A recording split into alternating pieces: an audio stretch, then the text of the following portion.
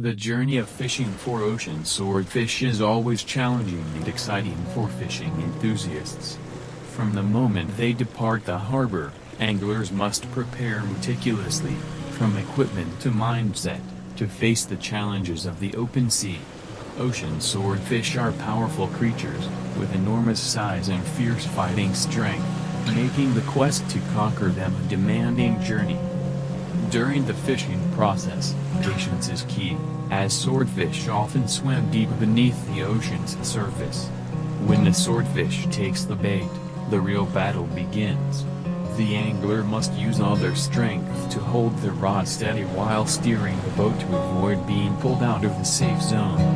The swordfish will continuously struggle, leaping out of the water with incredible force, requiring the angler to stay highly focused and skillfully adjust the fishing line. Conquering an ocean swordfish is not only about overcoming a test of strength but also a combination of skill, experience, and patience. After hours of relentless battle, the moment when the giant swordfish finally surfaces is a joy and a reward that is hard to forget.